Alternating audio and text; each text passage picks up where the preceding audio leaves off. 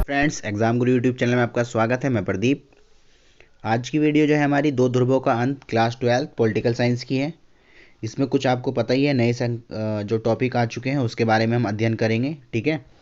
और अभी फ़िलहाल आज की जो वीडियो है वो 1 से 2 अंक वाले क्वेश्चन जो हैं जो नए आ सकते हैं CBSE एग्ज़ाम में, उसके हैं।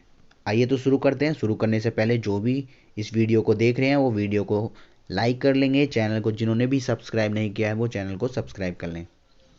आइए शुरू करते हैं। तो देखिए, जैसा कि क्या दे रखा है, भारत एक, मैं थोड़ा जूम कर देता हूं, आपको सही से दिख जाएगा। देखिए, भारत एक दल के प्रभुत्व और चीन में एक दल के प्रभुत्व के बीच अंतर स्पष्ट करो। यानी कि भारत में एक दल के प्रभुत्व को और चीन में एक दल के प्रभुत्व के बीच में अंतर आपको बताना है। मोस्ट इंपॉर्टेंट क्वेश्चन है ये। तो इसका आंसर क्या हो जाएगा? भारत एक दलीय प्रभुत्व और चीन के एक दलीय प्रभुत्व के बीच में अंतर मुख्य रूप से, पहला, संवैधानिक रूप से देश पर शासन करने के लिए चीन के पास केवल एक ही दल का प्रावधान है, जबकि भारत में बहुदलीय व्यवस्था है। मीन्स क्या निकलता है इसका? जैसे कि पता होगा आपको, चाइना में द चाइनीज़ कम्युनिस्ट पार्टी जो है मात्र एक वही पार्टी है, बल्कि भारत के अंदर कितनी सारी पार्टियां हैं। जैसे कि आपको पता होगा भारतीय जनता संघ, ठीक है, जो कि भारतीय जनता संघ जो था 1924 में बनी थी। उसके बाद आपकी जनता दल, जनता पार्टी 1952 में, फिर आपका बीजेपी, ठीक है, 1980 में, और सबसे पुरानी पार्टी जो आपको पता ही है कौन सी है, कांग्रेस की, हमारे देश में कब बनी थी? 1885 में, A.O. ह्यूम के द्वारा। तो इतनी सारी पार्टी, अब आपको पता ही है 2012 में निर्मित एक आप पार्टी जो है, आम आदमी पार्टी। उसके बाद कई सारी पार्टियां और भी बीच में विखंडित हो चुकी हैं। कम्युनिस्ट पार्टी भी बन गई है हमारे यहाँ पे, ठीक है। तो उसके बाद अकाली दल। तो इस तरीके से हमारे देश के अंदर बहुदलीय व्यवस्था है, जबकि चीन में मात्र एक ही पार्टी है। एक तो ये हो गया। सेकंड क्या है? चीन के चुनाव में सर्वाधिक प्रावधानों के मध्य से हेरफेर किया जाता है, जिसे देश में केवल एक ही दल शासन करता है, और भारत में एक दलीय प्रभुत्व नियंत्रण आम चुनाव के माध्यम लोकतांत्रिक रूप से विस्थापित होता है। यानी कि चीन में जो इलेक्शन होते हैं उसमें हेरफेर किया जा सकता है, क्योंकि उसमें जब भाई एक ही पार्टी है, आप खुद सोचो कि सिंगल पार्टी है, एक पार्टी, तो उसको वोट कोई दे या ना दे, वो अपना वोट से भी जीत जाएगा।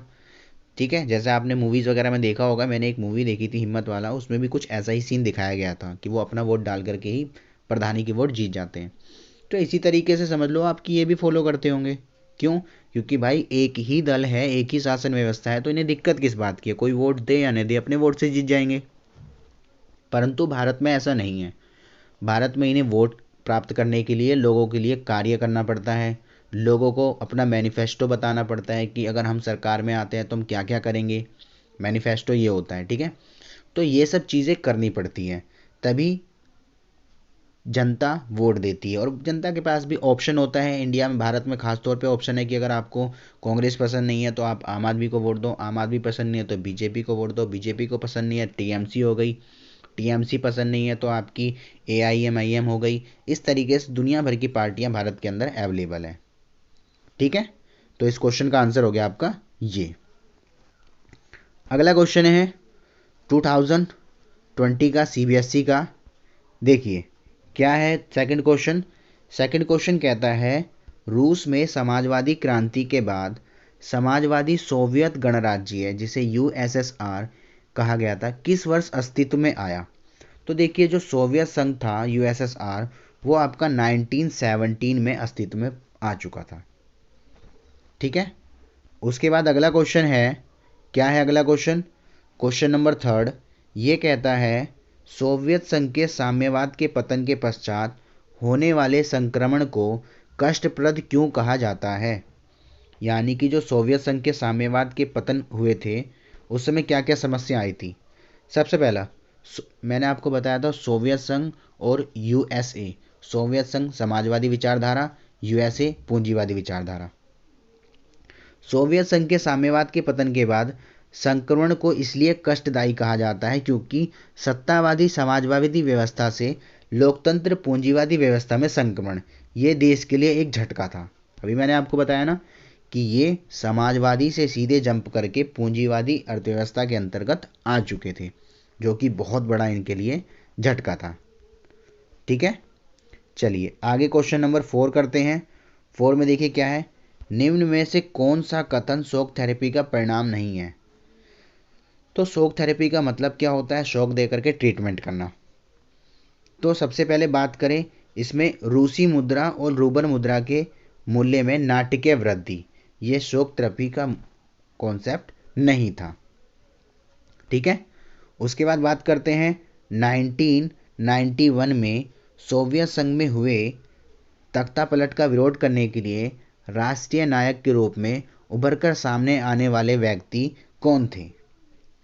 तो वो थे आपके बोरिस येल्त्सिन। ठीक है, कौन थे, बोरिस येल्त्सिन। ये थे जिन्होंने 1991 में तख्तापलट होने का, सोवियत संघ जो हुआ था, टूटी थी 15 कंट्रीज में, उनमें सबसे बड़ा हाथ इन्हीं का ही था।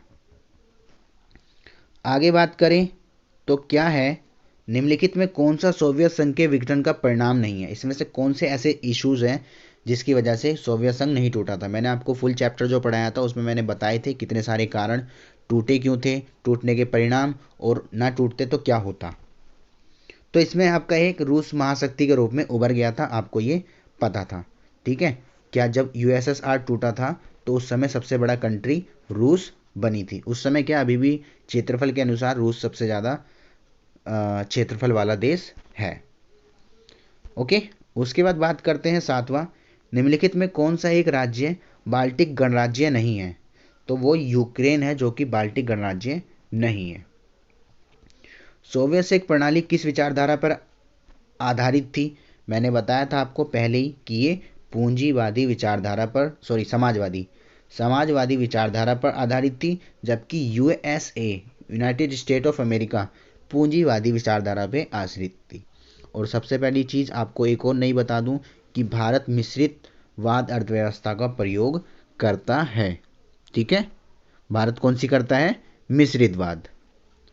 ओके फ्रेंड्स, तो आज की वीडियो यहीं होती है कंप्लीट। अगली वीडियो में हम क्या पढ़ेंगे, अरब स्प्रिंग जो आपका नया टॉपिक जुड़ा है इसके बारे में पढ़ेंगे, और साथ में हम इसके MCQs क्वेश्चंस भी करेंगे और कुछ डिटेल्स वाले क्वेश्चन भी 3 से 4 नंबर वाले करेंगे। तो फ्रेंड्स, आज की वीडियो को मैं यहीं ब्रेक करता हूं। अगर आपको वीडियो पसंद आई तो वीडियो को प्लीज़ लाइक करिएगा, शेयर करिएगा, और चैनल को जिन्होंने भी सब्सक्राइब नहीं करा है चैनल को सब्सक्राइब कर लें। और सभी की रिस्पॉन्सिबिलिटी है कि आप इसे शेयर करें ज़्यादा से ज़्यादा। ओके फ्रेंड्स, मिलते हैं अगली वीडियो में। अभी के लिए इतना ही। Have a nice day, good day, bye bye.